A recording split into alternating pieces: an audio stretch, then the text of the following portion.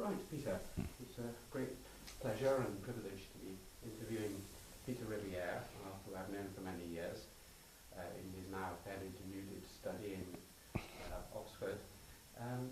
Peter, tell me something about your parents and background. Well, my father, who was born in the 1890s, in fact was a soldier, very unfortunate timing of his birth. He fought through both world wars. He was been about 20, I think, at the time the First World War opened, and he was still in active service in 1939, and therefore he didn't retire, in fact, till he was invalided out in, I think, late 45 or early 46. But I didn't actually lead a sort of soldier's child's life. In other words, I wasn't transported all over the place endlessly, because when I was born, he was actually stationed at Tidworth, and my parents had a house just south of Tidworth, and then he was moved, I think, to Aldershot or somewhere, but decided to keep the house where it was, and then the war came. So in fact I didn't sort of troop round after the colours like so many soldiers' children have done. My mother was of a Scottish background. Her father was MP for Helensburgh in the 1920s, and was involved in shipping in Glasgow. He died, I think, about 2 weeks after I was born, in 1934, in January 1934. I think he died at the end of January 1934. And then after my father retired from the army, they had inherited a small farm in Sussex, so they moved there, and for about 10 years they farmed in Sussex before deciding this was too much of a good thing and moving back, in fact, to Wiltshire to live, in fact, between Salisbury and Winchester, where, in fact, they spent the rest of their life, in fact. The name Riviere I've always assumed there must be some French. Well, there is, but I'm actually increasingly puzzled by it. I mean, the story is one is Huguenot, but I'm not convinced. I mean, I think everybody is Huguenot, if you see what I mean, unless one's careful. I know perfectly well, for example, my father's father, my paternal grandfather, still called himself Henri, which suggests to me that, in fact, the arrival in England was rather more recent than Huguenot refugees had been. And he, in fact, he lived in Wells. He was the organ master in Wells Cathedral. And my father was brought up there, in fact. But there are some other oddities about the name as well. I mean, the female side of my family passes rhesus negative down the whole time, and of course the great reservoir of rhesus negative is down in that southwest part of France, particularly in the Basque country. And also there's a family name, Gonzague, which my father had. My mother refused to allow me to be Gonzague, so the G was actually, my second initial G is Gonzague, but my son is Gonzague again. And where that comes from quite, it isn't quite Gonzales, if you see what I mean. And I'm not certain where that comes from, but one has a half suspicion it's somewhere south of France. I mean, it could be a marvellous sort of Oc or Catalonian version of a Gonzales or something of that sort. So I don't really know about the French side of it at all. And, this is just before the Second World War that you're born, and you're going to school, your first school, really at the beginning of the war. Yes. Interestingly enough, the first I sent off to prep school, I suppose about 1941, something like that, I think, sort of standard 7, 8. Interestingly enough, is a school called Sandroyd, which had been evacuated from Surrey to, in fact, General Pitt Rivers's house at Tulladroyle in Wiltshire. And so, in fact, my prep school was in fact in that house, Rushmore House, which had been the old General Pitt Rivers's house. Already a connection, and of course one, in fact, was surrounded by these remains where he had, in fact, done all his original excavations in the area when he was brought up, rushing up and down these various mounds scattered round the grounds. Yes, and I went on from there to Stowe, and then National Service in the Air Force. it was tended, I did fly, but then in fact the normal way of having too many of something or too few of something else, I ended up as a navigator rather than as a pilot, which was quite fun. I think, in fact, in those days, they sort of went round and everybody who had actually got any equivalents of A-levels were immediately told to go and be navigators because they could write. And everybody else was left as pilots. Or something like that. Anyway, there was 2 years in the Air Force before I went up to Magdalen, Cambridge. Oh, that's very nice. Was there anyone, quite often there's someone at school, one teacher or another teacher who inspires one. Was there anyone? Yes, there was indeed. I know his initials. I have no idea what they stand for. There's a man called A.A. Downs. Well, there's a man actually before that, in fact, in my prep school. They both taught me Latin, actually. Well, in the second case, Latin and Greek. I think in the first case, Latin and Greek, now I think about it. I'm sure I started Greek at prep school. He was the Reverend Harry Smith was the first one at prep school, who was really quite an inspiring teacher. He did have really quite a strong influence on me. And so did A. Dams at Stowe, in fact. Quite a strong influence. Encouraging you. Yes, encouraging me a great deal. And in fact, I sort of had a sort of fairly meteoric career at Stowe insofar as I think, in fact, I sat and took my, whatever they were called in those days, in 2 terms. Simply, I think, by his encouragement, in fact, yes. So, yes, I think those are the 2 certainly at school who influenced me most. And then when you went to Magdalen, what did you read? I, in fact, I was accepted to read geography, but I moved to Arkanant.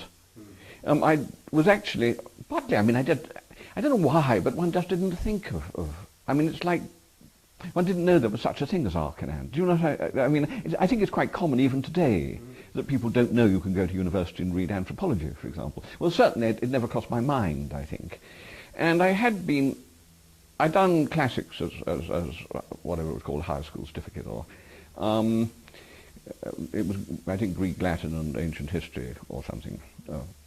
Ancient history being entirely classical history, of course, which I had very much liked. And when I gave up geography quite quickly, it was in fact with the idea of being an archaeologist, really, in the first place, because I thought I was actually very interested in classical history, and I half assumed that archaeology would lead me to classical archaeology, which of course it didn't. Did you do the 2 parts of the tripos? No, I only did part 2, in fact.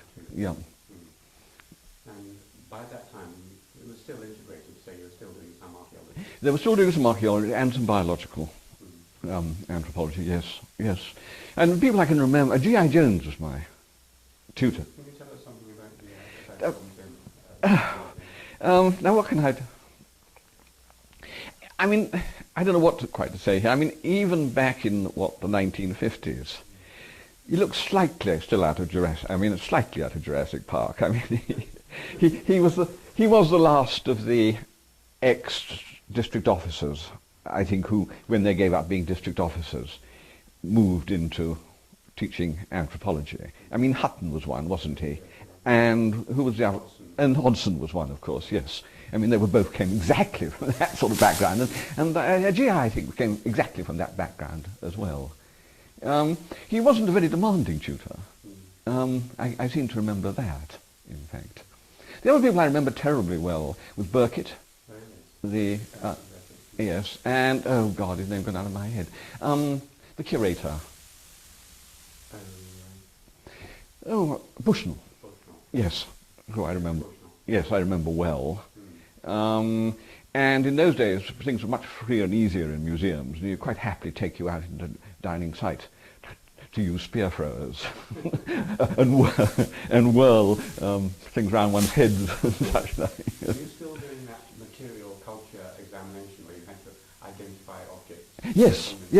Yes, one still did that, in fact. And indeed, I remember because, in fact, this was a time of animal, vegetable and mineral. That's right, and Glyn Daniel was... And Glyn Daniel was exactly one of my examiners. So the whole thing was really slightly weird, actually. Yes. Who were your contemporaries as undergraduates then? Do you remember any? I barely remember any of them. I think Ray was one. Ray Abraham. Yes. Yes, I think Ray was about that sort of time. But I really don't remember any of the others very much. Well, Ray was taught a lot by Edmund Leach. Did you come across Edmund? Virtually not very much, no. I can remember Meyer lecturing to us, all right. I filmed him too. What was he? Oh, more about West African kinship, I think. or not more, or only about West African kinship, in fact. Clans. Lecturer, or a bit dry? A bit dry, yes, really.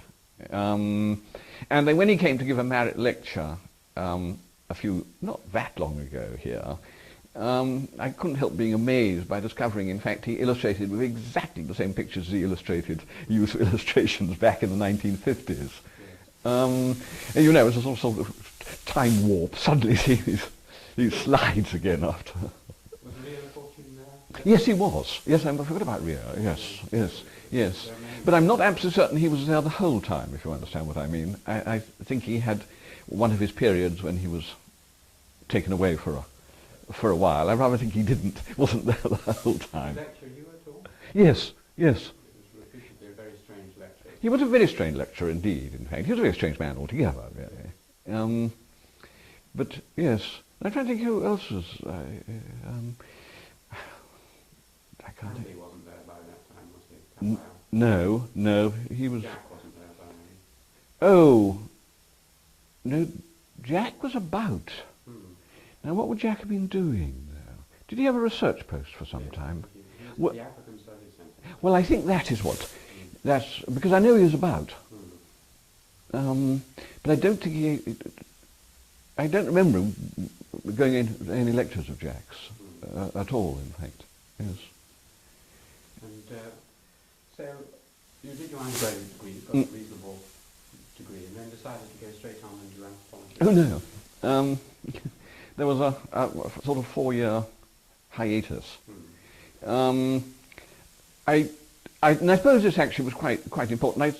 I really out of the blue and by sheer chance, I was asked, in fact, if I would like to join what was basically a filming and botanical expedition to South America, which left in September after I came down, and was away for about a year. And so I went off on that. And I suppose that possibly geared me towards South America. And I actually met in Georgetown then for the first time Audrey Coulson, Audrey Butter she was then. And I met Audrey in Georgetown, and she had just come back, I think, from a bout of fieldwork among the and was in Georgetown. I talked with her for quite a long time. Anyway, I got back to this country, knowing that, in fact, that I was very interested in South America and anthropology, but I didn't actually terribly feel like, at the time, going back into academia. I think, in fact, I had something else I wanted to get out of my system. I used to have a fascination with motor cars, which I could barely get me into a driving seat any longer. And I went off, and I was actually a motoring journalist for the autocar for 3 years. And actually had a great time. And by the end of 3 years, I'd worked it out of my system entirely. So that would have taken me up to, when did I come to Oxford? 60, must have been Michaelmas 62, I think. And that just about 3 years with the autocar. And learned 2 things, I think, from my days as a journalist. One was to write to time. In other words, I never had any deadline, the troubles with deadlines, and write to length was the other thing I learned. Otherwise, somebody took out their blue pencil and scratched out all one's best best bits. And so one might have had to be sure, but those 2 things I did learn from being a journalist.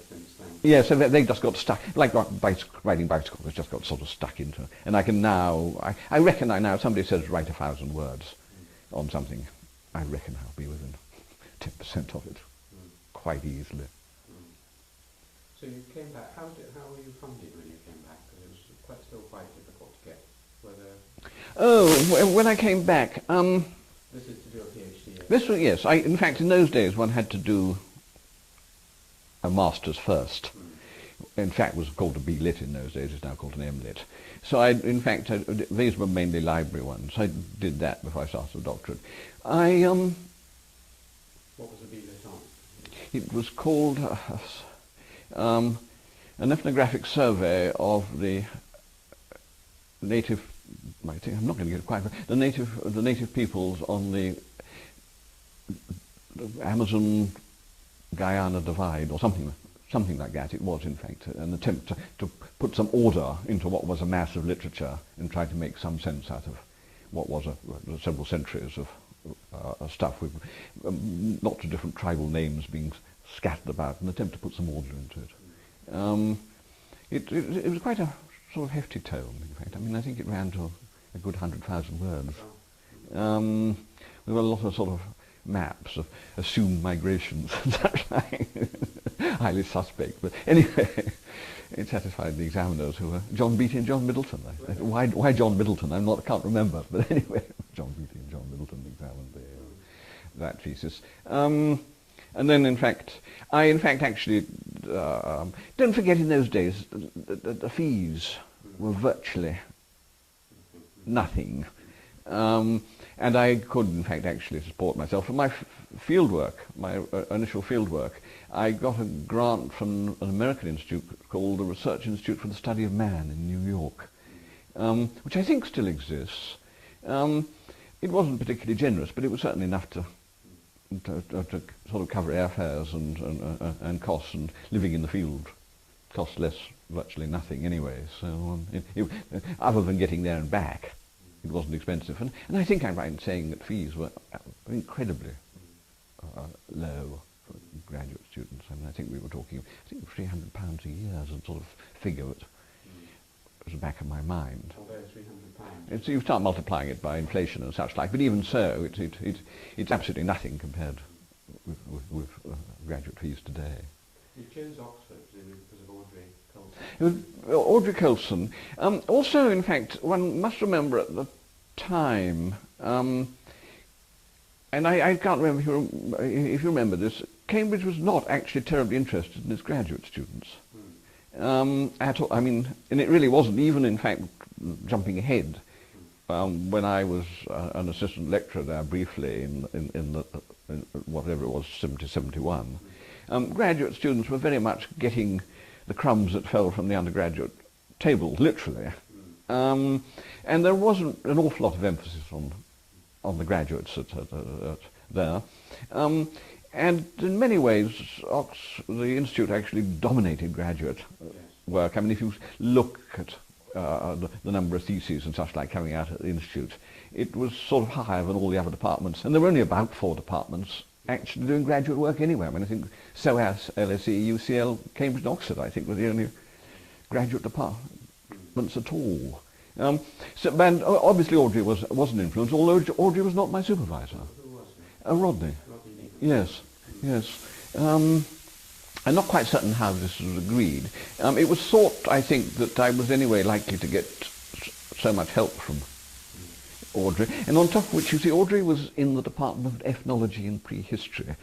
And to go into some of the background of that, I'm meant to be writing for the Institute's 100th anniversary in 2005, a history of anthropology at Oxford. So in due course somebody will be able to read my views on the problems relating to a difference between an Institute of Social Anthropology and the Department of Ethnology and Prehistory. But in fact there was a considerable demarcation disputes and such like, and people who were in the Institute tended not to be allowed to be supervised by people. I mean, there were things like that. And that actually carried on until, 8 years ago almost. That was just a demarcation that people were very protective about. So Rodney in fact actually supervised both my masters and the doctorate, in fact. Yes. Can you say something about Rodney? Yes, I mean he in fact, as you imagine, was an extremely efficient but demanding supervisor. He read everything very carefully. he read everything extremely carefully and extremely quickly. I mean, in other words, you give him something, it will come back very heavily annotated within 24 hours without fail. And he has this precise and minute handwriting, of which the margins tended to be absolutely covered inevitably. But he in that way, yes, he was extremely demanding. If you let him, he probably could have did, in fact, I think on most people, have a very strong theoretical influence. I mean, there were certain people whose names were not allowed to be mentioned in theses, and he would score them out, you know, saying, people like Murdoch or anybody like, yes, or Lounsbury or Scheffler or anybody like that would be. And certainly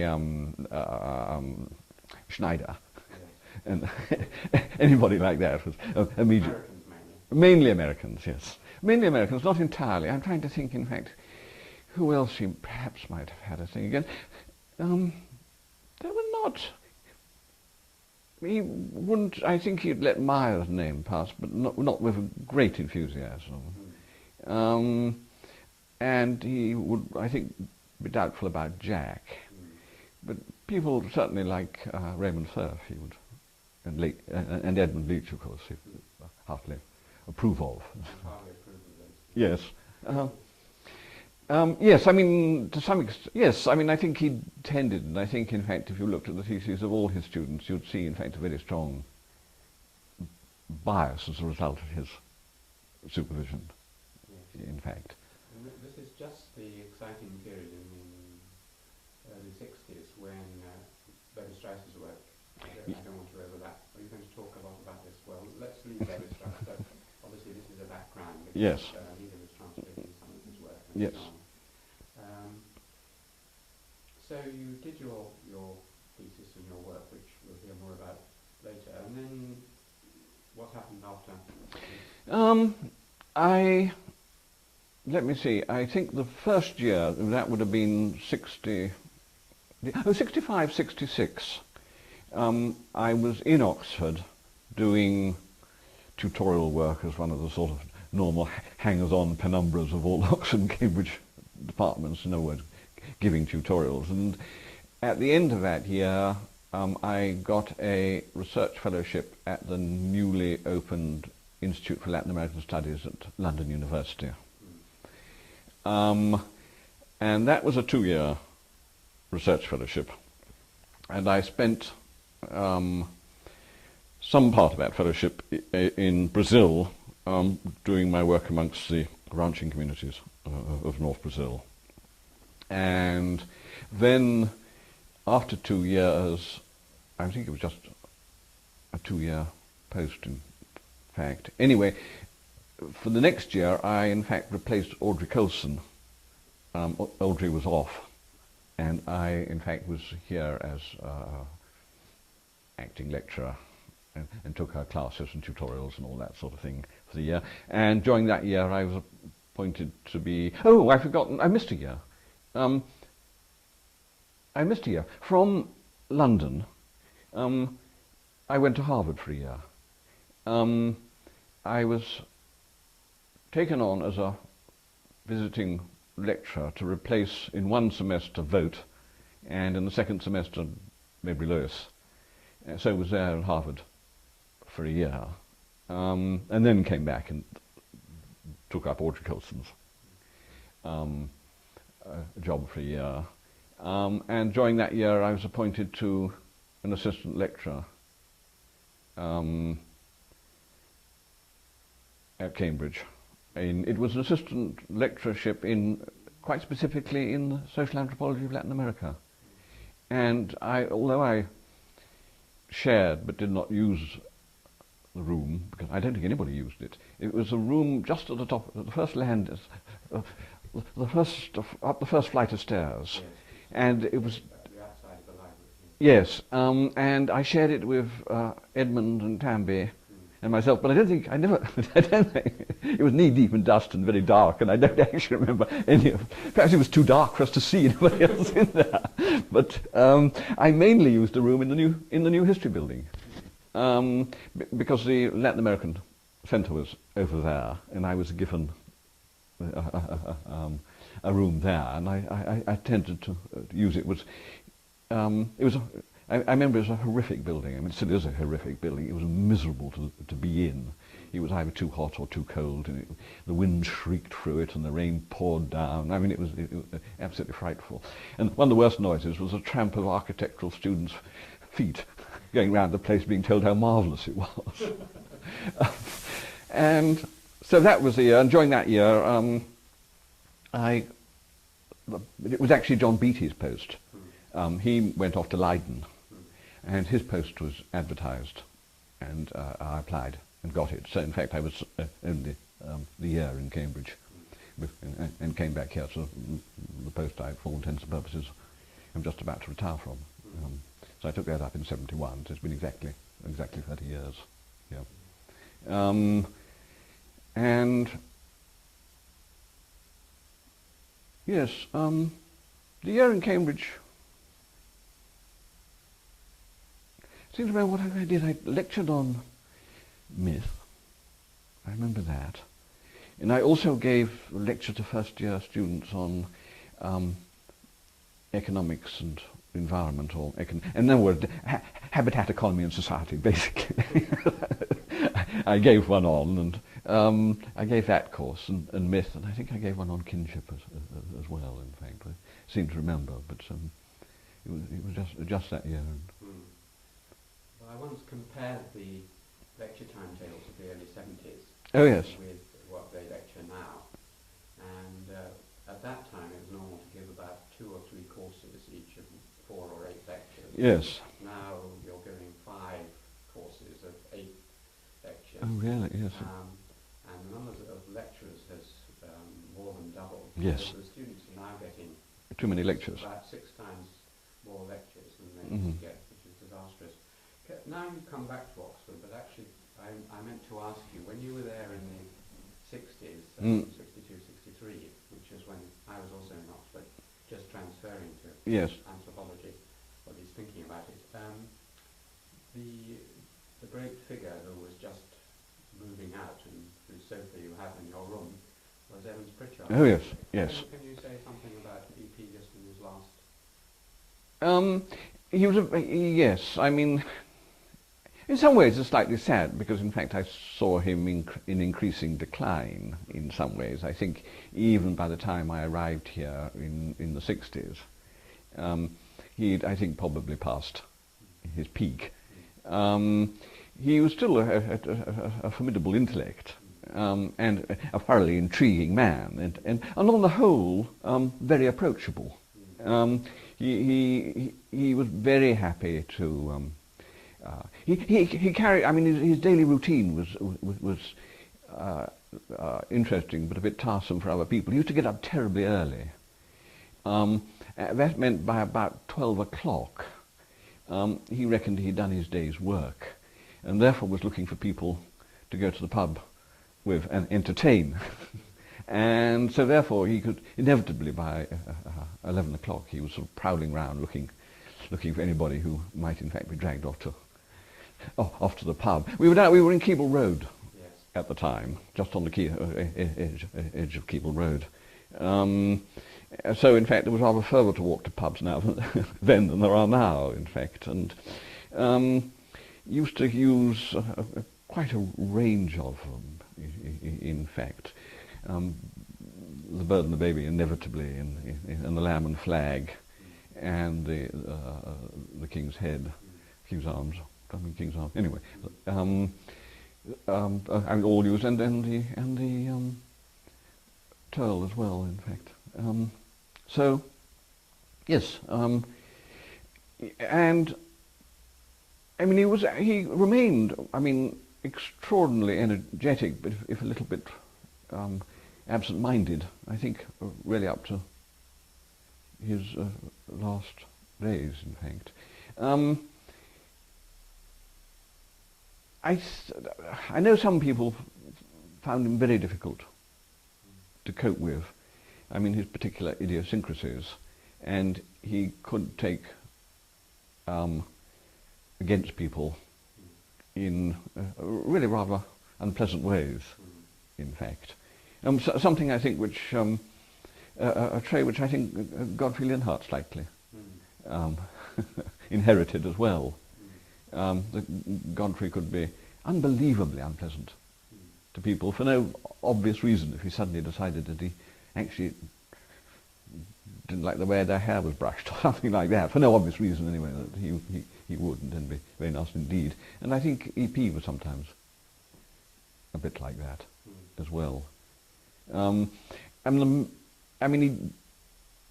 think one of the pities about, I mean, if EP had liked to, I think in the 1950s, gone out and got sufficient money to properly endow this institute, he almost certainly could have done. I mean, there's some evidence suggests that one or two of the big foundations were almost queuing up to give him money, and he just didn't bother ever to follow anything through.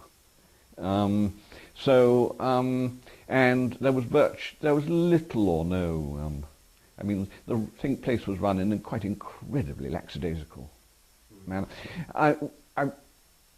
When I was appointed in 1971, I was the first person ever to be appointed to the Institute as a result of an interview. Before that, people had just been nominated. Frequently not even advertised. Well, I think not advertised, and certainly no interviews. And the people's names were just put forward and rubber stamped by the faculty board and then rubber stamped by the general board, which is quite startling actually if one thinks about it, compared with the sort of procedures one has to go through nowadays.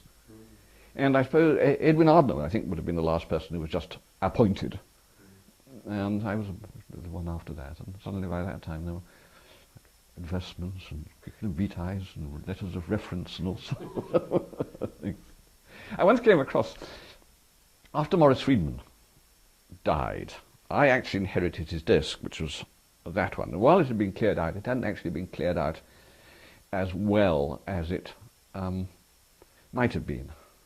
And at the back of one drawer, I found, in fact, the paperwork relating, in fact, to the post which I got when it was advertised. And I actually found my letter of application. And rather more interestingly were the letters of reference, one of which had been Edmund. And Edmund starts off with a marvellous flourish, saying, "On absolutely no account am I willing to recommend this candidate."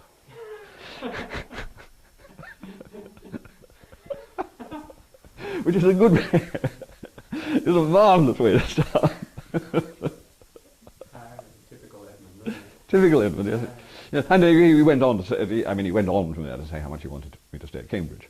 Oh, I see. Yes. Oh, that's all right. Yes. Oh, no, it's not absolutely beautiful. You know, I mean, it's sort of real eye-catching stuff. And then he went on to saying, you know, I really want this. I really want him here in Cambridge. Edmund, I don't know what you found with Edmund. I never really managed to have whatever you might call it, a professional conversation with him. We always did it in writing. And at Cambridge we passed backwards and forwards endless notes, mainly about Levi-Straussian myth analysis. But we never actually, when we met, we didn't sort of make any reference to our correspondence, so to speak, but we had carried on this extraordinary correspondence. You've got copies of that, I heard. I don't know if I have, actually. I'm afraid. I know now, but I don't think I have, actually. Yes. Well, he might have the other end of it, because his archive, of course, is... He might, in fact, have the other end of it, yes, yes. And it was pre-email, of course. I mean, this was stuff shoved into the internal mail every day. Yes. Godfrey, just another word on Godfrey. Yes. He was a formidable mind as well. He was indeed. You know, I mean, it's one of these things. I mean, people would say that in many ways Divinity and Experience is an infinitely better book than Neureligion, for example, and much more scholarly and much more insightful than Neureligion. But on the other hand, you know, would Godfrey have achieved what he did without having EP before him, so to speak? I mentioned Godfrey about this curious side of him that took against people. On the other hand, he was quite incredibly kind and generous. I cannot be certain about this, but I had in fact a student who was indeed a mature student. She was about 50, but she was an Irish nun who had in fact spent decades of her life working on the streets of São Paulo, often actually living on the streets, trying to protect children from gangs out to murder them. And being of a particular order, there were awful problems about fees and such like. And suddenly, out of the blue, she had told all her fees had been paid. And now I can't be absolutely certain. I'm almost certain that it was Godfrey. I mean, just happened. Nobody said anything. She'd just been told that the fees. And she was at Wolfson, and where Godfrey had been a fellow, and he knew her very well. And I suppose, in fact, it was part of Catholics keeping together or something like that. Although I got into awful trouble from Mary Douglas because I gave the address at Godfrey's funeral, and Godfrey had a sung Latin Mass, and it had been one of his last wishes. And I did say in my address that, in fact, that to some extent Godfrey's religion belief had lapsed, and he had not been to Mass for a long time and such like, but as his service showed, he had returned to it. And Mary laid into me afterwards and said, "Nonsense. Godfrey went to Mass every Sunday, I know." And trying to assure Mary that was definitely not so, and that was impossible. She just refused to believe that he hadn't. Well, Mary Douglas herself was a pupil of EP, was she? Yes, it would have been. Well, I'm not certain, actually. Yes, I think EP, but I have a funny feeling that John Peristiani might have actually also. She was at Oxford, wasn't she? Oh, yes, she was. Yes, she's one of these people who changed her name. She was Mary Tew. And you find her earlier publications under Tew. Have you come across her? Did you come across her much? Or? Well, actually, she was one of my referees in 1971 as well, in fact. I got to know her well when I was at the Institute of Latin American Studies in London and was an honorary research fellow at UCL, yes. And I got to know her well then, yes. And the other person there was Ian Lewis, was it? Or? Ewan Lewis, he must have moved off to LSE by then, I think. I mean, Darrell was still there as professor when yes.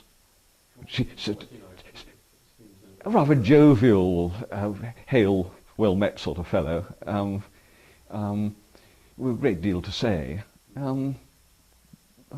Yes, extraordinarily pleasant, rather old school character, in fact. Yes, he didn't leave any sort of lasting impression on me, I must say. Yes.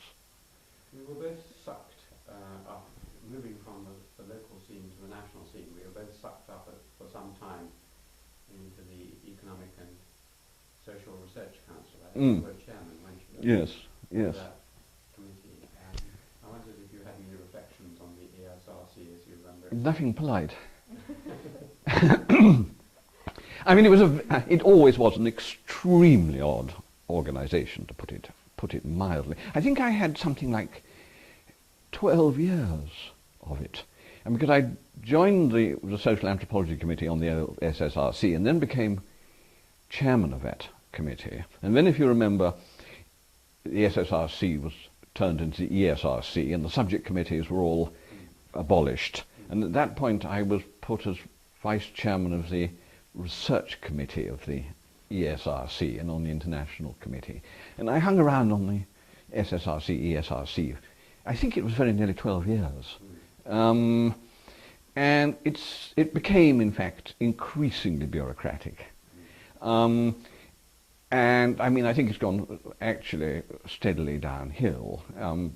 Instead of just being a sort of passive obstacle to research, I now think it's actively engaged in prohibiting research of any sort. Yes, that was my impression too, and I had the 12 years that you had, just slightly later, but yeah. I mean, I just keep well away from it. It's Yeah. awful. And when my students say they haven't got an ESRC research award, I clap my hands and Yes. rejoice. One of the most disgraceful things that happened to me on the ESRC, which it might interest you as a sort of Cambridge aspect, I was put as chairman of the review committee for CAMPOP, I can't think of its full... Cambridge Group for Population Research. Yes, because that was going to be reviewed. Yeah. And they, in fact, although in fact they had a huge, great volume on English demography had just come out, and the SRC were incredibly proud of it. They wanted to close the thing down, basically.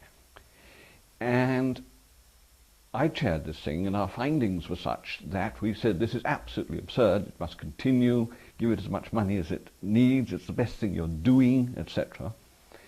And the man who was secretary of the committee rang me up and said, the secretary of the ESRC says, we can't put that report in, we have to put in a report saying it's got to be closed down. And I said, I am not going to do that. I will resign before I do that, and I'll ring up every member of the committee and recommend they resign as well.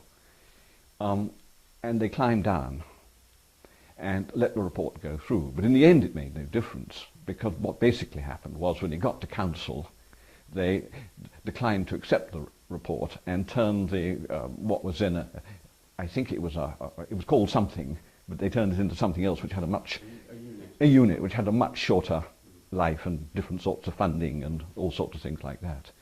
But I mean, the sheer disgrace of actually going through this thing and then being told, in fact, we've got to gone through the procedure and then be told they had to recommend.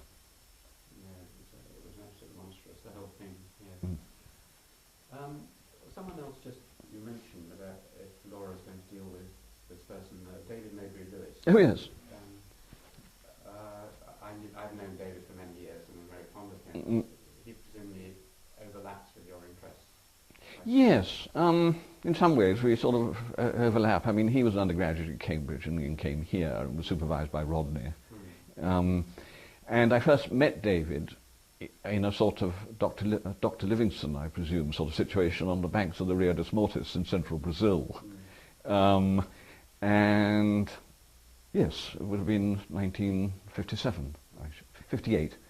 And I think David then was doing a second bout of field work among the Chavanti. And then, in fact, I sort of knew him well, and of course, when the year I was at Harvard, he was there during the first semester, he was off during the second semester when I took over, but I got to know him well then. And he's through Oxford. He has sisters who live in Oxford, and he's quite frequently here, and I see him really, in fact, I saw him last month, I think, yes. And he, in fact, is now decided he wants to retire and has actually got a date for it. I don't know how, I think under normal American procedure he can go on as long as he wants, but I think even he's got a bit tired of it finally. Will he come back? Oh, I'm sure not. No. I'd be very surprised if he does. Well, I don't know, he's got a son who works and lives in London. The other son is still in the States. But I don't think so. No, I don't. I would be surprised if he did. And one of your younger colleagues in that area is my ex-head of department, Stephen Bugel. Oh yes, yes. PhD examined, I believe. Yes. Have you had many dealings with Stephen? Oh yes. Stephen actually got the lectureship I gave up at Cambridge. I mean, he then became the assistant lecturer in that most studies. And I can't really think when Stephen and I paths crossed for the first time. He the year I was at Cambridge, he and Christine had just come back from Colombia, from the Barasana. And one of the things I remember so well was Christine giving a a departmental seminar. And she, inevitably, as people do talking about the Barasana, was on about anacondas.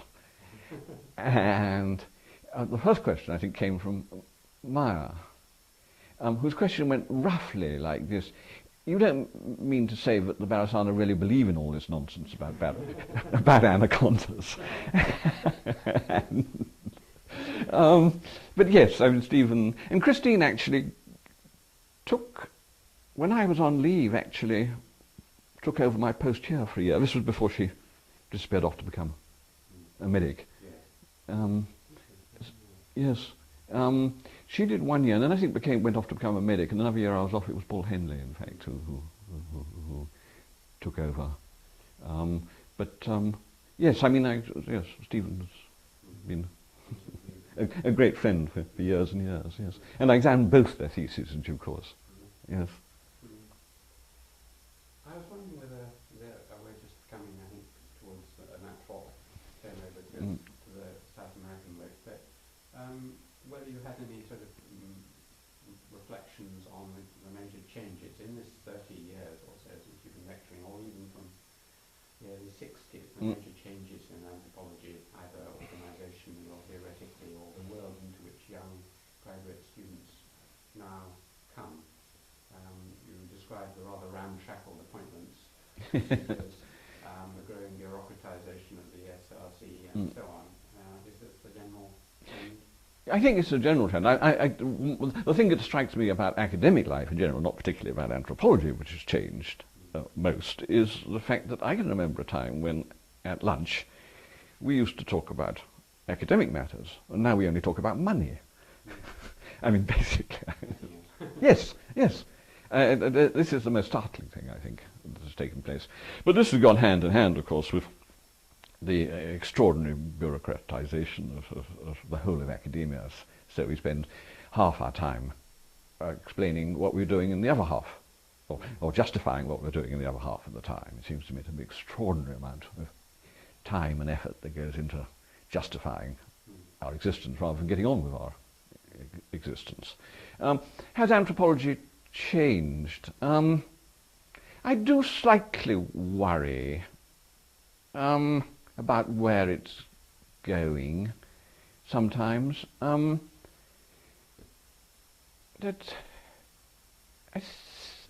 mean, there still are a lot of people who do, in fact, seem quite genuinely interested in the sort of things that I was interested in, and almost everybody was interested in. But there's an enormous amount of things which are getting very close to being NGO studies. I mean, a number of people who seem to be interested in working on Oxfam and fair trade deals and such like. And they're not actually interested in, to the same degree, in other people's ideas. I mean, for example, just to take, I don't think it would dawn on anybody of discovering something like a Zandi witchcraft today, because they're not those sort of questions are completely and increasingly dropping out. It is, I think, becoming more and more applied in some ways. There's a lot of application, and a lot of it is. And also, yes, I mean, it's not true. There's some people, in fact, who are quite happy to go off. But a number of people, in fact, who actually find the thought of going and doing field work in anywhere remote actually rather difficult to stomach, I find. And they tend not to do so. Do you think the questions have become more narrowed? I mean, the questions that EP, for example, though he's an extreme case, were asking were very general questions. Philosophical nature, and Godfrey, and all those generation of anthropologists, what is man, what is culture, yes. What, and so on. I think there's far less of that being asked today, yes. As I said, I mean, just looking at the sorts of research students are doing, a lot of it is very narrow range indeed, in fact. I mean, how fair is this fair trade, so to speak, which doesn't seem to me to have that much in the way of interesting questions to ask, and you end up, in fact, writing something more like a report than a thesis, in my view, unless one is careful. And now you're retiring, Peter, and what are you going to do? Oh, well, I have two things, two immediate things I'm doing. I've got a very large volume for the Hackett Society that I'm working on. I can't actually work out how large it is, but we're talking about over 300,000 words. I mean, it's on that sort of scale. It's about halfway through, and I told the Hackett Society they can have it at the end of 2002, which I think is about right. Although it'll be some time after that by the time things index and such like it, obviously, but they can actually have the finished typescripts and everything else, the transcriptions and everything else by that time. And that's on a man called Robert Schomburg, who was one of the 19th century scientific traveller who opened up the whole area I've done most of my work in and did much of the early surveying, did the early surveying of the area. And after that, in time for the centennial celebrations, if celebration is the right word, of the Institute, I have agreed to do this book on the history of anthropology in Oxford, which will go back to the 1860s. The first anthropological society in Oxford is the late 1850s, and from then onwards there were constant attempts to try and get anthropology into, first of all, natural science honours school, and there's quite an interesting story to be told there, and of course the arrival of Tyler and the Pitt Rivers Museum and such like, and then the Institute actually being created in 1905, and the first exam sat for the first time in 1908. What was in the diploma, yes, which was still there, of course, until 10, 12 years ago. It was still called diploma, but nobody wanted a diploma by that time, so it turned it over to being a master. It would be nice to have a copy of that one day alongside the tape. I was just wondering, I sometimes, obviously there are many, many other questions, if there'd been more time to ask, but was there anything that I've left out that you think would be nice to have been asked in relation to either your earlier part of your life or... I mean, the only thing I think perhaps which is it has clearly influenced my my academic career and such like, is that I mentioned sort of 12 years of the ESRC, but there has been an enormous amount of internal Oxford stuff as well, as chairman of faculty boards, being on the general board of faculties for 6 years, which spawns committees faster than any frog can, those in fact had at times, the 6 years, I think, I mean, if you looked, I think, at my list of publications, or drew a graph, you could quite clearly see those years on the general board when there would have been a very sharp dip indeed. So that, in fact, there has been, and I think it's one of those things that once one becomes known as a sort of committee man, unless one's careful, it's very difficult not to go on being a committee man. And Vice Principal of Lineker? I was Vice Principal of Lineker, which occupied about during term time a day a week. Quite a lot, but Wednesdays were almost entirely devoted to college business. But rewarding and enjoyable. Well, quite, yes. I mean, one was there slightly as a sort of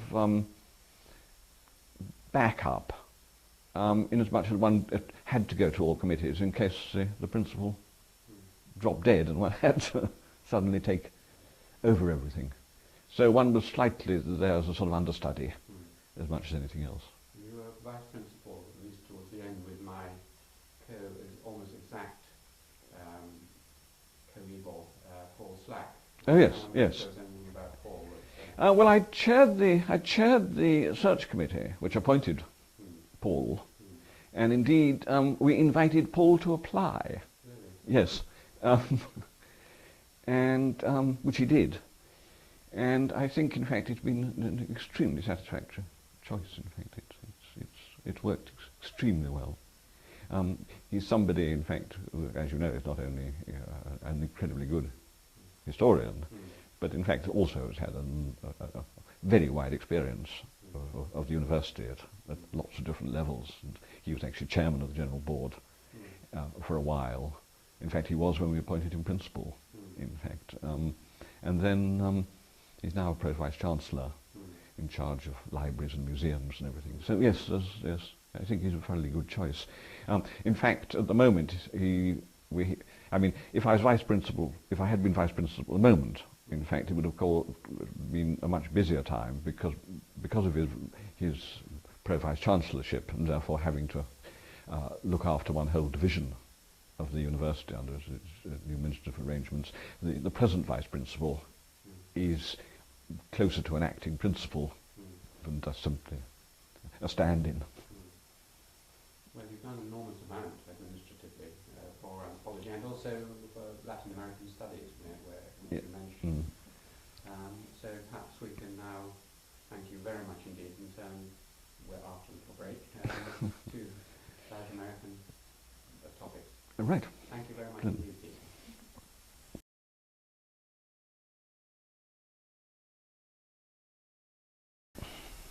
I interviewed Philippe Descola quite a number of years now ago, and he said that he chose the Achua because it was the last really authentic Amazonian tribe within the Jivao complex.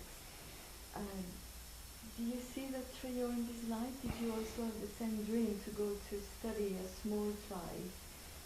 Yes, I don't think, I think when I did it, we weren't thinking the word authenticity hadn't, I think, crept into the subject yet.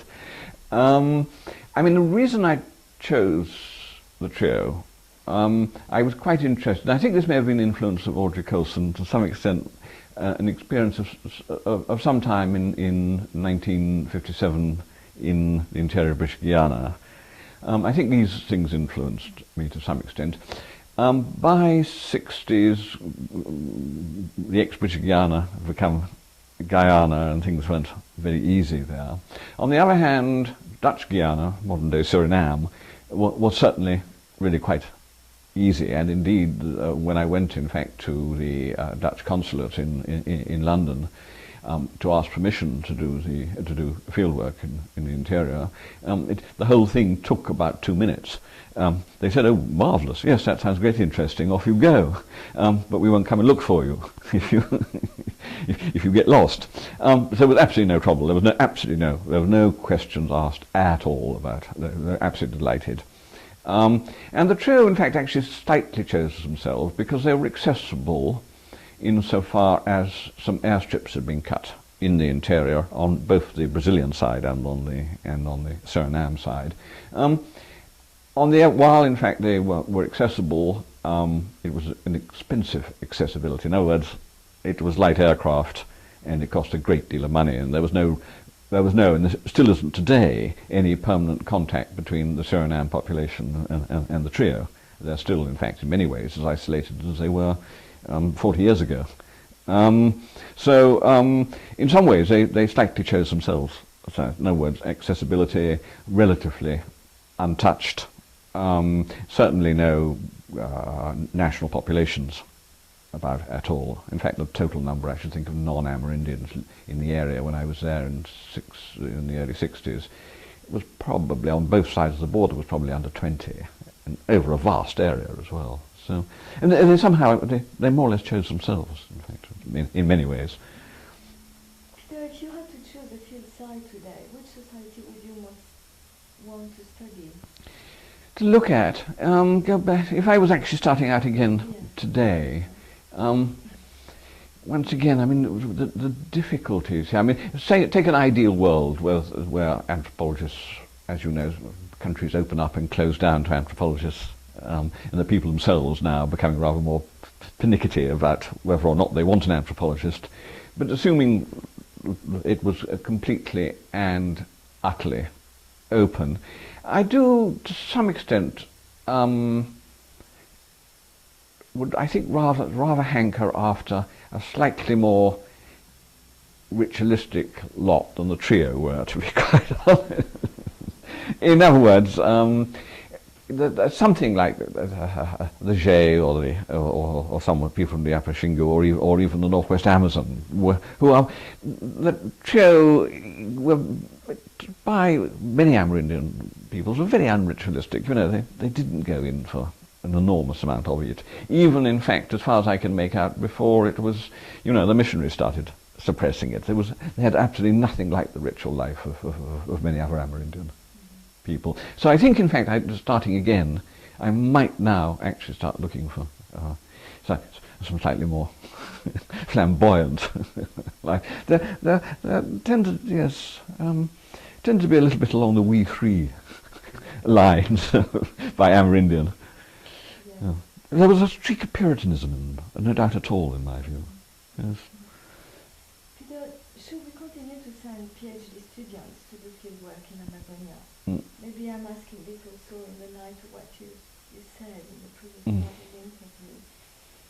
Yes, I mean, they are becoming fewer and far between.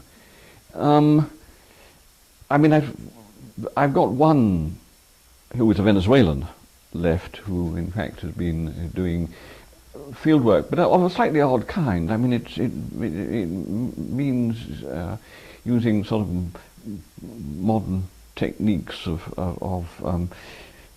geographical techniques and such like, and it's not all in any means on the ground type of field work, although a certain amount. I suppose the last person who did it, I supervised, who did field work on that level was Tom Griffiths. I mean, there were some before that, but obviously, but Tom Griffiths, I think, was the last one who did it, and now he's gone off to work for an NGO, of course. So, having, in fact, as far as I can see, making no attempt to publish what is absolutely magnificent material. And I think, I mean, my impression is that Stephen finds rather the same thing in Cambridge. And Joanna Overing in St Andrews, I think, manages, in fact, to have quite a lot of people interested in South America, but they're all South Americanists. I mean, South Americans, I mean, rather than South America. I mean, a great mass of them are people she's gone out and recruited from various countries in Latin America. That just seems, and I've never quite understood the sorts of waves that I mean, back in the 1960s, there was an enormous enthusiasm for Amazonia and such like, and then it sort of drifted off, and I think it got to Nepal and then went further east to Japan. And I'm not certain, and now, in fact, to some extent, I'm not certain where it is, but there, you can see fashions going on. The Raw and the Crook Yes. by Levi Strauss was published while you were in the field. Mm.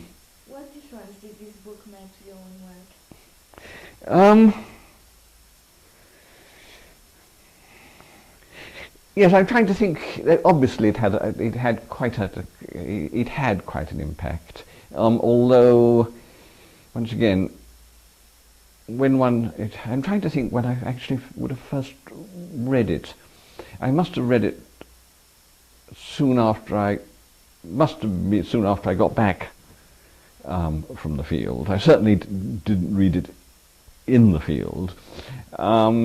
Nor, in fact, unfortunately, was that those marvellous volumes of the two Danish anthropologists, Niels Fock and Hans Uder, published until after I got back. Nor, interestingly enough, was the Gilman's Cubeo, you see, which didn't come out, in fact, until I got back. I mean, if you start looking back at the time I went, previous to that, the literature on Amazonian peoples was extraordinarily thin. I mean, the modern ethnography for Guyana was Gillen, I mean, to all intents and purposes, which is amazingly old-fashioned stuff. And elsewhere, you had to go around looking at people like Nimo Indaju and such like interesting stuff. But I think, in fact, something like Gilman and the Cubeo really set. Do you want an anecdote about Gilman and the Cubeo? After I was back from the field in 63, 64, I wasn't at all well, and the local GP couldn't find anything, and I was sent off to the Hospital for Tropical Diseases in London for them to do tests on me. And one was, in fact, I was in there, and there was a sort of day room where people who were just having tests done were dressed and sat around and such like. And I, in fact, took the coupe into there to read. And I was sitting reading the coupe, which was the first time I had read it, and this woman came up and said, "Are you an anthropologist?" And I said, "Yes." And she said, "Oh, well, I'm Rosemary Firth." And it was my first meeting with Rosemary Firth. Rosemary Firth was also present when I had my first ever attack of malaria, which, in fact, we sat down to lunch. And between the point of sitting down and trying to get my first mouthful of soup into my mouth, I just couldn't do it. It just went like that. It was quite yes. That's all going like that at the end of the table. Anyway, sorry. Yes. No, there was a remark. Oh, I've got it miles away from the question of influence of the mythologiques. I think, in fact, it opened up in some ways a completely new world, which hadn't really crossed one's mind in some ways. I suppose, in fact, if you look at Francis Huxley's Affable Savages, you get some lovely hints of it in there. I mean, Francis had glimpses of, I think, what was going on, but Francis was always far too disorganized and too much of a grasshopper ever to light on anything for more than a couple of seconds and jump onto something else. So he never really, beyond Affable Savages, actually, I think. But you can see in Affable Savages he's getting to it, and he's beginning to understand something of what is going on there. But I think, in fact, it suddenly made one think about the world of the Amerindian in a completely different way. I mean, I think my first and my first foray into sort of the Levi-Straussian stuff is that piece of mine on blowguns and hair tubes, and such like, yes, which dates from, I think I gave it from the first time at a conference when I was actually in my year at Harvard, so it had been 68, 69. So, I mean, Levi-Strauss was beginning to look at hair tubes and blowguns in a way that I certainly wouldn't have done in pre-raw and cooked days. French anthropologists always insist, that Levi-Strauss was an ethnographer before, that all his insights come from having been exposed to Amazonian societies. Do you agree with that comment? No, I think almost certainly not. I mean, he's such a terrible ethnographer. I mean, that little book on the Nambucquara is totally incomprehensible, in my view. It's one of the most problematic pieces of ethnography, I think, in South America. I mean, you virtually never see anybody. I mean, nobody ever uses it. I think it's quite unusable. No, I don't. I honestly don't think it was. I mean, I've been very surprised if it was the result. I don't think his contact was ever long enough, and I don't think he ever. I mean, he only spent a very limited time with the Bororo, for example, and not much longer with the Kagwa heave, really. And I mean, that brush with an Nambucquara band was quite quick as well. I mean, there really wasn't, and so he couldn't have actually, I think, grasped it. I think it was pure intellectual power, in fact, of looking at these at Amerindian myths and asking himself, well, these things must mean something. They appear to be simply just so stories of all sorts of animals doing curious things and such like, but there must be something behind it. And I think this is really, I think it was his pure intellectual power that did it, rather, in fact, than any clues he picked up from anything an Amerindian said. How would you characterize the impact that Levi-Strauss' work has had on British anthropology, but also on the South Americanist in British anthropology, social anthropology? Yes, to take the first question, impact on British anthropology, I think there are two things there. There is, in fact, shall we say, the whole debate, which I think is well fizzled out by the end of the 60s, on kinship and the elementary structures and such like, which dominated to some extent an awful lot of anthropology in the 1960s. You know, I mean, it was a period when nobody could conceivably give a seminar without putting a kinship terminology on the board before it was, you know, I mean, it was that sort of period. I think there was a wider one, which in fact was almost certainly the conduit for it was Edmund Leach. But this, of course, raises questions whether or not, in fact, Leach's structuralism was genuinely Leachian, and how far Lévi-Strauss has that influence on Leach. I think it's rather difficult to tell. Certainly their aims are very different. I mean, just these remarks of Leach's, you know, about 2 days of the week I'm a structuralist and 2 days a functionalist, and I don't know what I am the other day, sort of thing, is very obvious to him. And to him, structuralism is quite clearly a tool to being a better functionalist in many ways, which is certainly not what Lévi-Strauss would dream of seeing his structuralism as being about at all. And I think, in fact, I mean, one of the best bits of, once again, one ought to start Steve in this, or Christine. I mean, in their respective books on the Bharasana, what is the main influence? Is it Leach, their supervisor, or is it Lévi-Strauss? I mean, it's very difficult to tell, I think.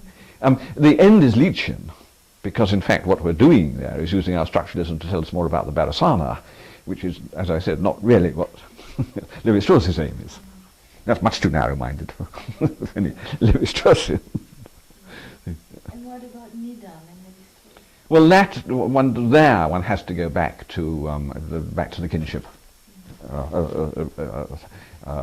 part of the 1960s and the whole arguments about prescriptive and preferential marriage systems and such like.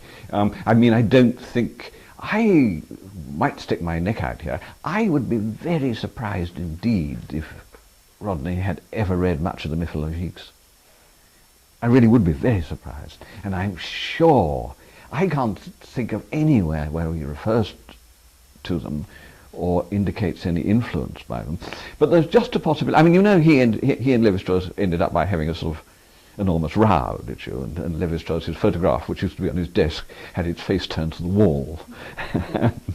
I mean, this was an argument over whether or not what Lévi-Strauss meant by prescriptive systems, and Lévi-Strauss rather came down on the anti-Needham side. Although, in fact, I think it made a great deal of nonsense of a great deal of his work by doing so. I mean, I do actually side with Rodney on this. But so, in fact, if you think that, I mean, I suppose that debate about prescriptive systems and such like did get us somewhere, but it exhausted itself in the end, I think. And I don't think beyond that Lévi-Strauss had much influence on Needham, to be quite honest. At least that's my impression. Now, if you do want a book where I think, in fact, it's an extremely good example of where there's a very strong influence, is Peter Gow's recently published book, where, in fact, he takes up and reworks again the whole of Lévi-Strauss's notion of hot and cold societies in I think, a superb and sophisticated way. And that's a very interesting, and has produced, I think, an extraordinarily subtle and clever analysis of Pyrrho material, going back as far as Peake can trace it back, in fact. I've heard Terry Turner some years ago, you know, saying that Lévi-Strauss is dead, so to speak, and such like. But I think there is, in fact, a point in anthropology where we tend, in fact, to absorb are last theoretical positions. So in other words, they no longer become theoretical positions, they just become standard part of the armoury, so to speak. I mean, I defy anybody to write an ethnography without being functionalist. I mean, I don't see how it is actually possible to be, but nobody really says we're functionalists any longer. But I mean, I deny anybody to write a sensible ethnography which isn't based on some idea of functionalism.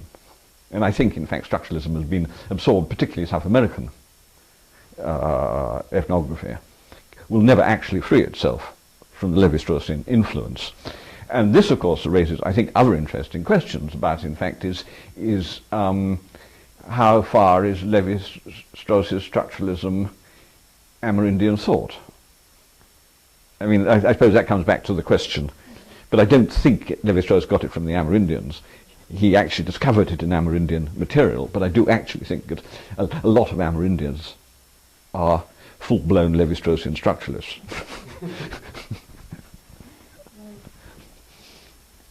What do you see as being very specific and particular in the way Amazonian anthropology has developed as a field here in England? And how do you see your role in it as well? How do I see my role in it? Yes. I mean, it's mainly a North American and a French subject, you could say. Yes, but you say that. I'm trying to think who I was talking to the other day, an American anthropologist, who had dawned on them quite how small British social anthropology was. I mean, I pointed this out to him, in fact, because I remember years ago going to the Christmas party of the department at UCLA, which was a vast affair, and so I asked somebody how many members of staff there were, and at that time, UCLA department had more anthropologists than Oxford, Cambridge, and all the London campuses put together. So the scale is completely different. And I think given the size, it strikes me that British social anthropology has been quite staggeringly influential in all sorts of ways. Now, where's it come from? Where's it going to? I mean, we're meant to have gone through this period, but I think anthropology is always going through this period of being rudderless, without an ism or whatever. But I am not certain about this, because I think you've got to make a distinction here between what people stand up and say in conferences, and actually what is being produced in monographs. And it strikes me that if one starts looking at the monographs, they are in fact frequently getting, I mean, there's no doubt at all, the questions often being asked are increasingly clever and subtle, and our understanding of these things is growing, and the way we approach them is in fact becoming increasingly sophisticated in many ways. But I think one needs to go and look at the sorts of monographs that remain. I mean, if you look, in fact, shall we say, at the Oxford series, much of it is on the whole, fairly high-class ethnography, and much of it which allows or pays very little attention to the most recent ism, is my impression. There's not a great deal of sort of fashionable theoretical bolting on of ideas in many of those books. So I think there are sort of two levels here. I think there's an enormous froth blowing around on the top, and underneath it a continuation of actually fairly solid work. Right. Okay, to retake the second part of my question, you told me one day that if you were to rewrite today individual and society, you would write it very differently. Could you expand on that? Yes, I think I would. In fact, I had this embarrassing situation that when the Portuguese translation was being prepared, I was asked, in fact, whether I would do a new preface or forward to it. So I solemnly wrote down, And I found, in fact, when I'd written it, I'd actually written a long piece on why this book wasn't worth reading any longer.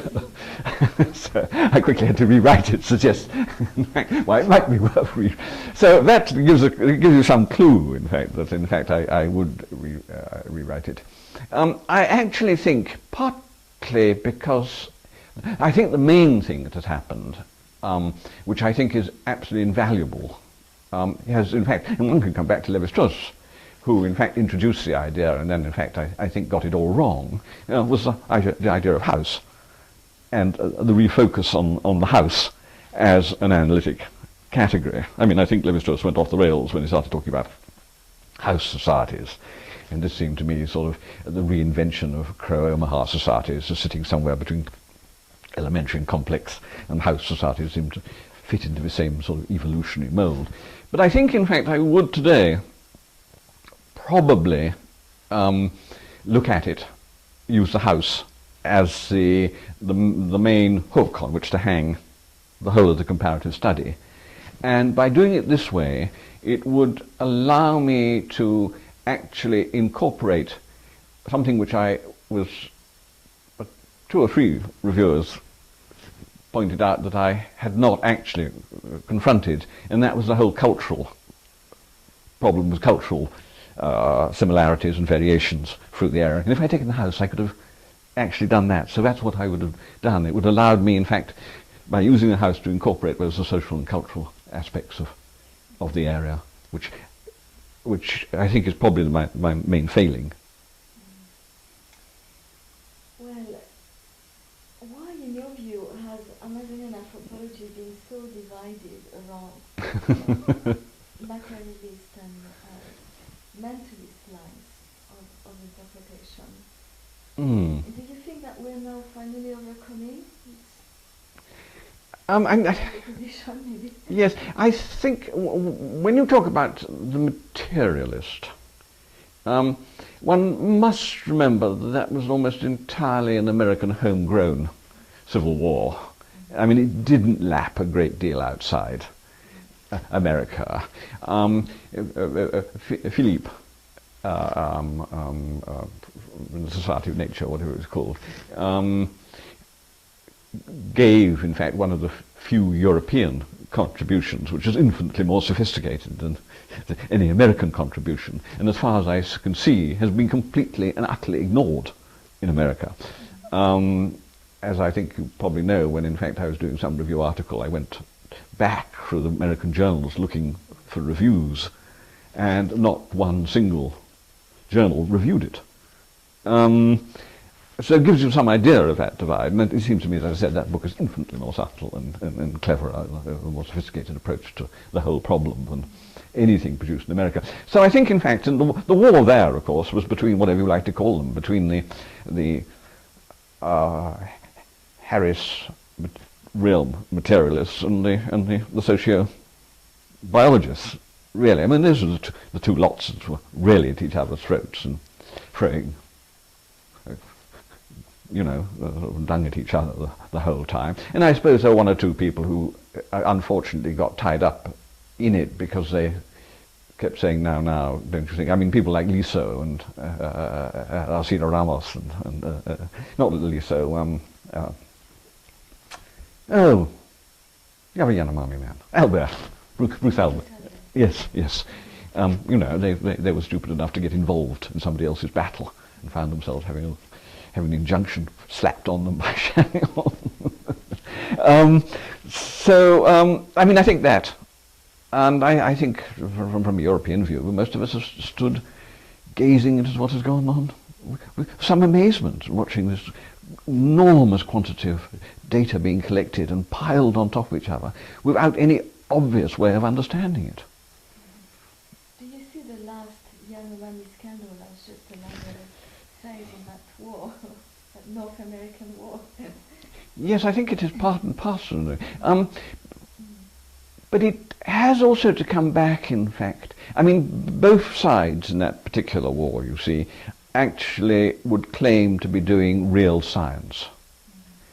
In other words, they belong within the scientific model, and they think they're doing real science and collecting stuff which is quantifiable and testing hypotheses which are testable and such like, which I think is a bit of an anathema to most people on this side of the Atlantic. I mean, I've always stood by the position that any society, you could use any society to prove any or disprove any hypothesis you could think up, basically, without too much difficulty. That's always been my suspicion, that in fact this idea, but in fact once again, to go back to the ESRC, I mean, and funding agencies generally, increasingly they like the idea of it, but we should in fact be part of big science. I mean, the Social Science Research Council is convinced, and I think the HEFCE, or whatever it's called nowadays, is equally convinced that, the social sciences, or even those right up the humanities end of it, should be doing research in big projects. And we know perfectly well, I think, in anthropology, that the larger the project, the less it gets done. The more people there are involved, the less successful the outcome on the whole. One only has to look at those Central Brazil project to get some idea of the disasters that can be created. Unfortunately, we have a fairly clear idea of what is driving the research agenda in Amazonian anthropology, but or what is influencing it rather. Yeah. What do you think is the area on which we should really focus our attention to continue, to develop this field of anthropology? And also to make sure that Amazonian anthropology does contribute to the wider social anthropology of which it is part. Well, I mean, I'm afraid the only way, in fact, actually to make certain that one can do, whatever I would like to call it, field work in Amazonia, which actually is asking fundamental questions, I'm afraid, will always be to dress it up in some way as being something else. I mean, I rather think you have just found this problem yourself. What you had your grant to do and what you actually found interesting weren't quite the same thing. You better, that bit maybe not for public use, not until the grant has been paid off. So, no, I mean, I think you have in fact to operate like that. I mean, I think actually also, there's another question in fact at the end there, which I think was interesting, and this is in fact, how does one actually feed Amazonian material into the wider anthropology? And I think this is a particular problem, and always has been a particular problem. On the whole, certainly most British anthropologists don't read Amazonian material. I think that is fairly safe to say. Those people, in fact, who do particular courses or options or such like in it.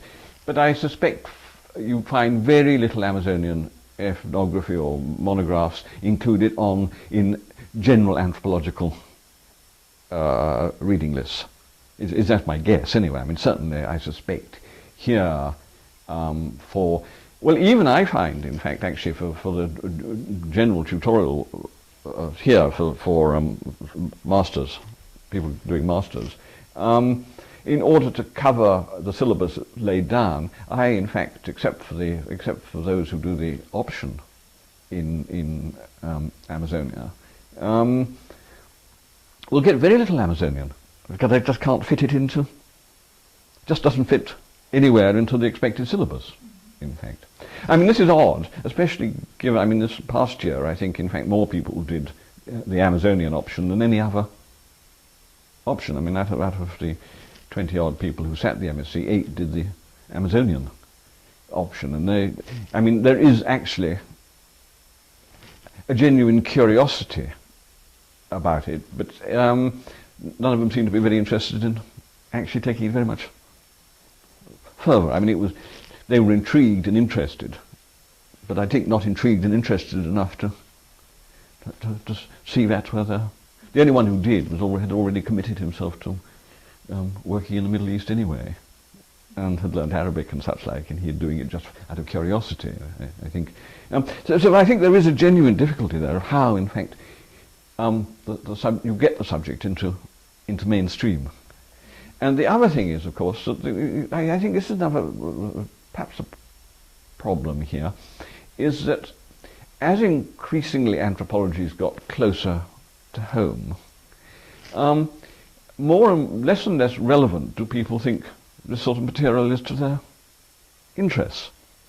I mean, you know, one finds, in fact, and I suspect, in fact, I have a suspicion that people, in fact, who do doctorates working in, I don't know, Northumbria or somewhere, read very, very little anthropology from other parts of the world, is my guess.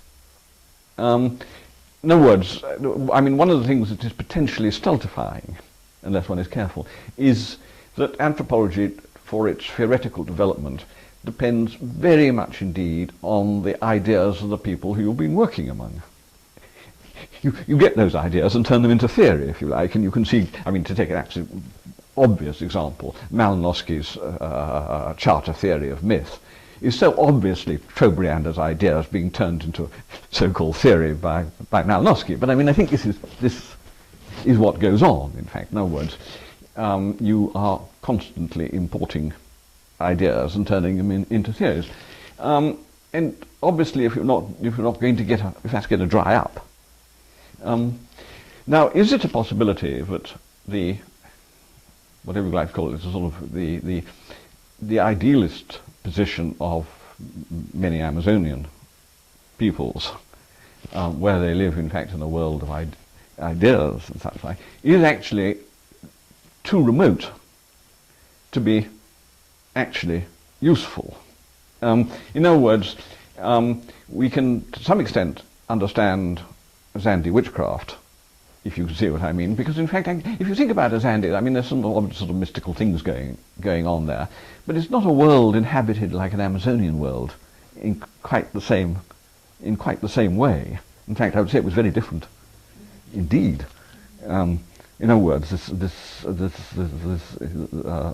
unseen world, which more or less governs everything, is, I think, a little difficult to import. Yet, people like Eduardo say that what is more significant in Amazonian societies is the central role that the body plays. Ah, yes. Yes, that I can go along with that. But if one thinks about those ideas, even those are fairly problematic. I mean, go back to Zandi witchcraft. Okay, we find, you know, I mean, it's a theory of the body as well, and there's witchcraft substance and such like. But those theories of substances in the body aren't that different from early European ones. Amerindian ideas of the body and the construction of the body are quite radically different from what I know of any European ideas about the nature of the body. Yes, it's very profound what you're saying, because you're saying that in fact the Amazonian peoples are so vastly different from us that although anthropology is about going towards other, they're so absolutely, utterly different that we can't even cope with them. Yes, well, therefore can't incorporate them within, you know, broadly defined social anthropology. Well, you know, I mean, Eduardo makes this point, in fact, early on about the fact that multiculturalism against multinaturalism, you see, and that it requires absolute 100% inversion. I mean, if he's right on this, I mean, it does. It's very clever. It's very clever, but it does require an enormous intellectual exercise to actually turn those two things round. Yeah. That's what I mean, this sort of distance. Yeah. And once, you know, if you always use, I mean, I'm not certain one can stand up and teach this to undergraduates easily. I mean, it requires quite a leap of faith, actually, to make people think about things like that. Peter, of course, we all know that, especially in the later part of your work, history has played a very important role, you know, thinking about history and the relationship between anthropology and history. Of course, this is also the Oxford tradition, I suppose, which you have inherited in this sense. So what would you like to say about this? You know, have you seen your position changing over time about anthropology and history. And of course, in the Amazonian context, we know it's all about these cold and hot societies and the problem of history in anthropology. Yes. In the Amazon region. I think it's. I mean, I think there's some intriguing unanswered questions about ideas of history amongst Amazonian peoples. I mean, God, was it Hill or was it Robin Wright or Hill? I mean, who is arguing very strongly, in fact, that in the absence of a chronological framework for Amazonian history, in other words, a temporal one, they use a spatial one. Now, this I find is Robin Wright. I find this an intriguing idea because, in fact, European historiography uses a temporal framework, but that temporal framework has always in the background a spatial framework. I mean, Battle of Waterloo, 1815, but it's Waterloo. In other words, there's a space there as well as time. Now, if you invert those, in other words, so it's Waterloo first, so to speak, in this framework, and somewhere shadowy in the background. I mean, in other words, you can understand, it doesn't really matter if you're talking about understanding the history. It doesn't actually matter that much if you don't really know where Waterloo is.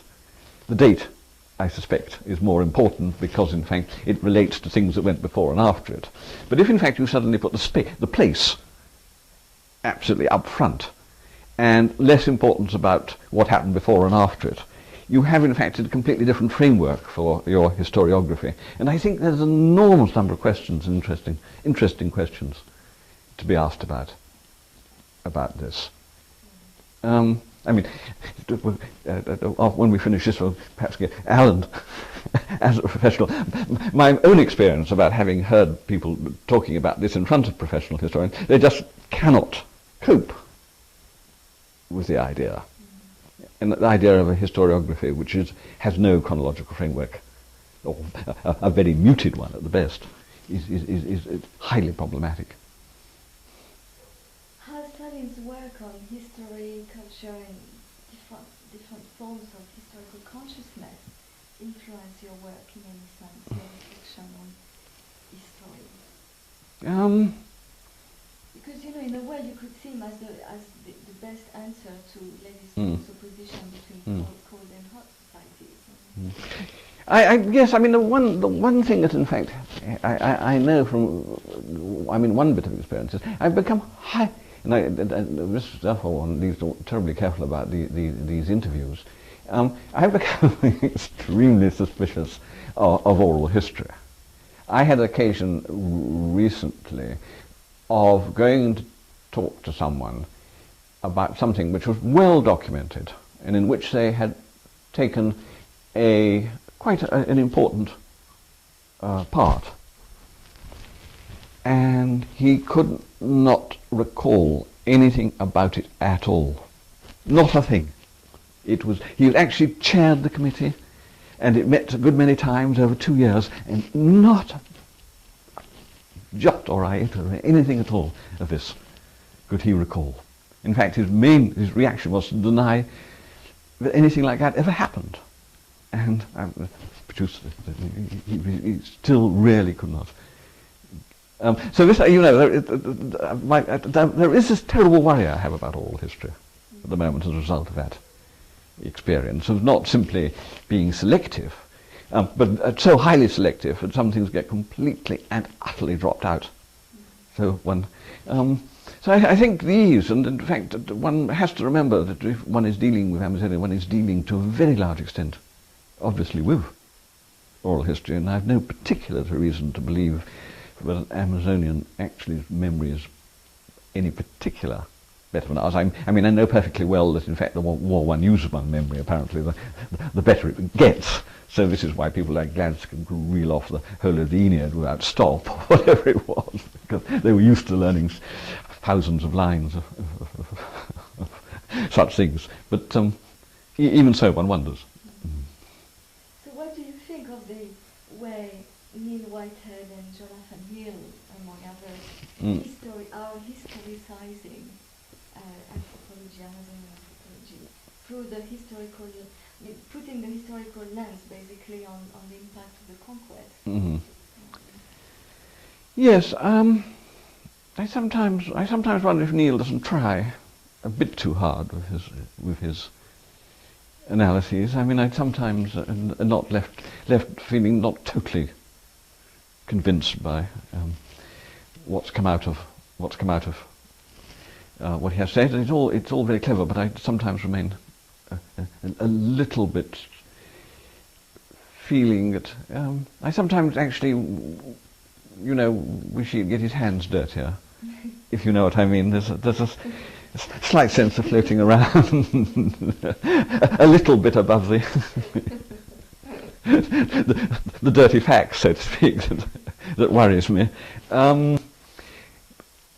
I mean, I think there is, in fact, I'm thinking one particular bit of his, partly because, in fact, it's his introduction to the new edition of Raleigh, which, for obvious reasons, I'm interested in, because Schomburg did the first one, and a marvelous edition of Raleigh was too. And I suppose one could, Neil could easily point at me and say, well, I mean, you're just two dyed-in-the-wool empiricist or something of that sort. But I don't, but I sometimes find the sort of readings between the lines more there than I'm willing to read myself, in fact. Mm-hmm. And what do you think of the efforts of people like William Bailey, the historical ecology paradigm? I think there's some very good stuff there, in fact. It seems to have escaped the... I mean, it's the one, shall we say, school which touches on ecology in the States, which hasn't got swept away in excesses of any sort, and so far has managed to avoid making any ridiculous and excessive claims about the natural ferocity of the Yanomami or whatever else you like to argue about. No, on the whole, it seems much of the contributions to it seem to be a genuinely scholarly attempt to get to understand really quite specific questions.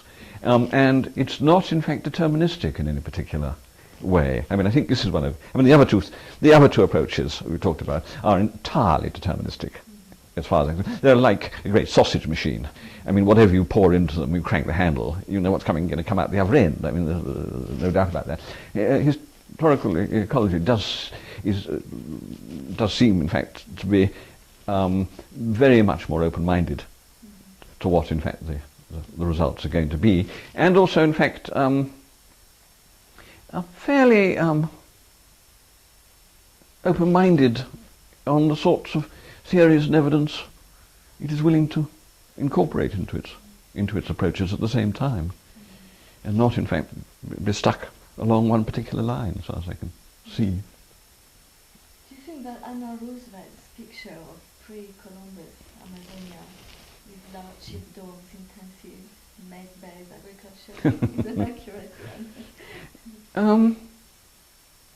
I would like, in fact, to see more of the published material. I'd like her to get on and publish the Santarém material. I mean, bits of it have all been made great play with, but I'd like to see, the proper proceeds of those excavations.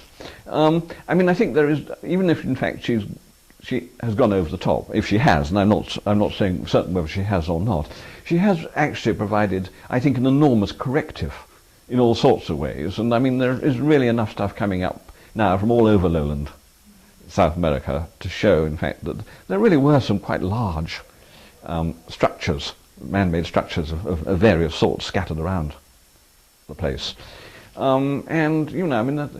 It is, I mean, what is fascinating, in fact, is how, those very earliest accounts of the Amazon, with really very dense populations, just got lost for so long, and I think can never be lost again, and it does put back those very early travellers' accounts, and gives them really some, even if they were exaggerated as well, and the tendency to use numbers as adjectives rather than as being precise figures, does in fact. But I mean, there have been really some quite extraordinary findings over the past decade and a half that have come out of, which has completely changed the picture of Amazonian prehistory.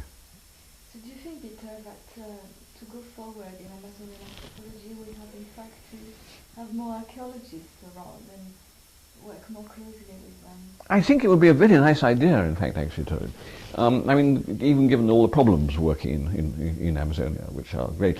I actually think, but this is a bleat I've been making for a very long time.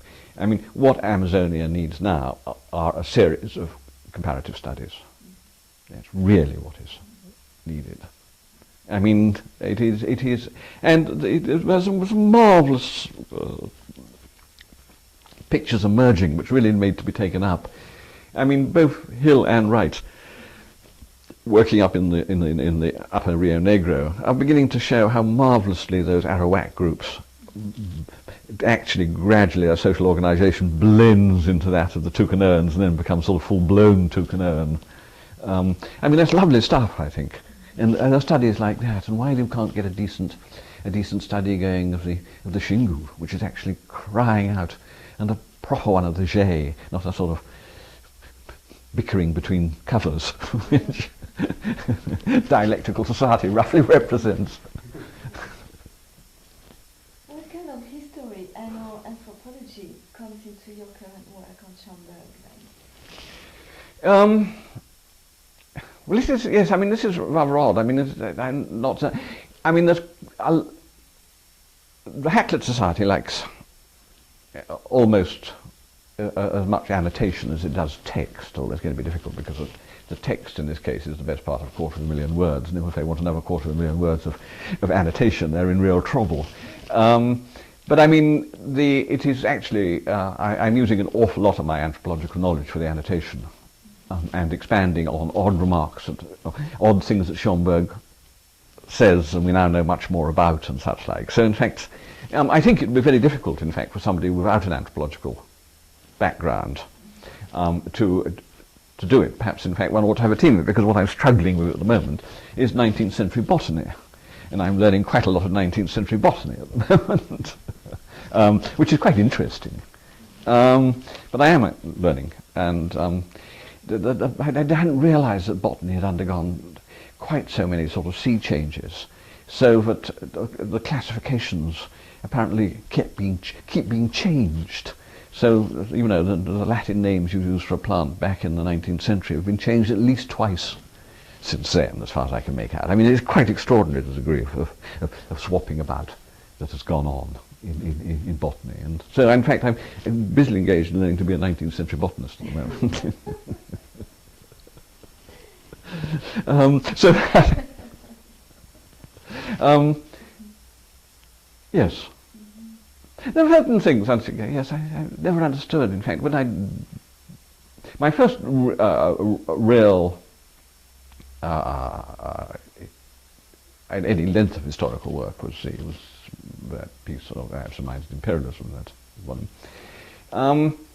And this was the first time I'd used archives at all, really. And there were all sorts of historical problems and historical method that I immediately had to confront, and I often found, in fact, actually historians couldn't tell me what to do about it. And when you start on an archive, how do you know what's going to be important?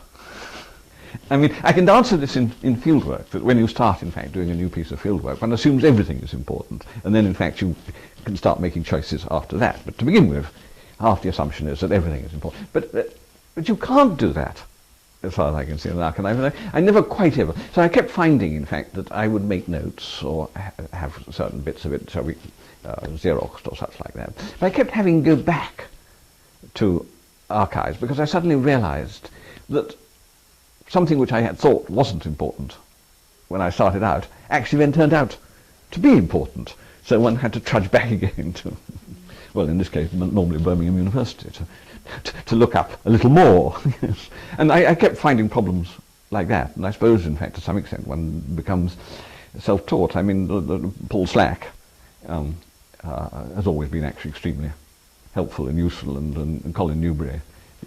Did you know Colin Newberry? He was in QEH. He was a Commonwealth historian in QEH. I don't know if his name, sort of, anyway. He was a fellow Linacre, and he gave me a lot of help on these things of coming to history and rather advanced stage of my academic career. Peter, it's fascinating, but I've exhausted my question. You may have exhausted me as well, actually.